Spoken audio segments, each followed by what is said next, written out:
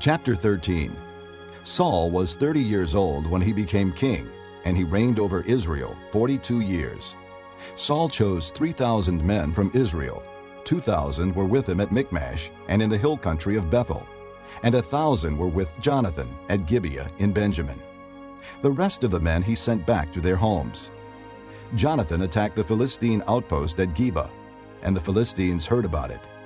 Then Saul had the trumpet blown throughout the land and said, "Let the Hebrews hear!" So all Israel heard the news.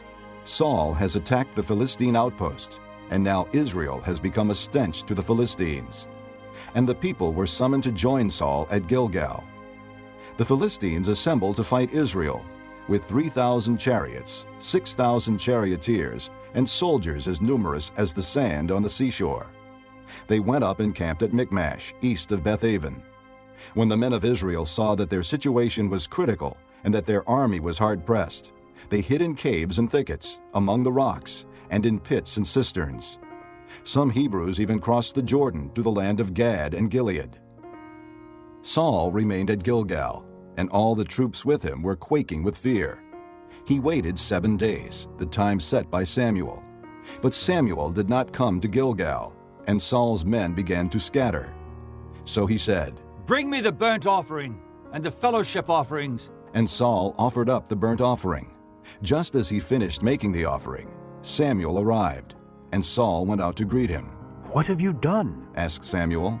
Saul replied, "When I saw that the men were scattering, and that you did not come at the set time, and that the Philistines were assembling at Michmash, I thought, now the Philistines will come down against me at Gilgal, and I have not sought the Lord's favor.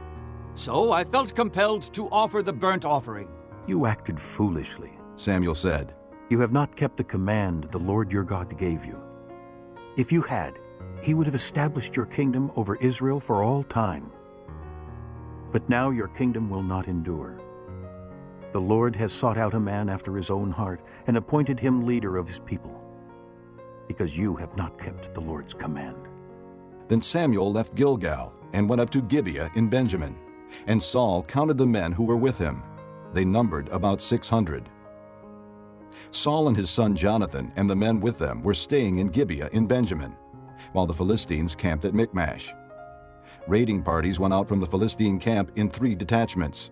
One turned toward Ophrah in the vicinity of Shul, another toward Beth-horon, and the third toward the borderland overlooking the valley of Zeboim, facing the desert.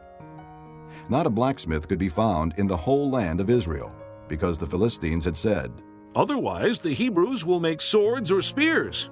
So all Israel went down to the Philistines to have their plowshares, mattocks, axes, and sickles sharpened. The price was 2/3 of a shekel for sharpening plowshares and mattocks, and 1/3 of a shekel for sharpening forks and axes and for repointing goads. So on the day of the battle, not a soldier with Saul and Jonathan had a sword or spear in his hand. Only Saul and his son Jonathan had them. Now a detachment of Philistines had gone out to the pass at Michmash,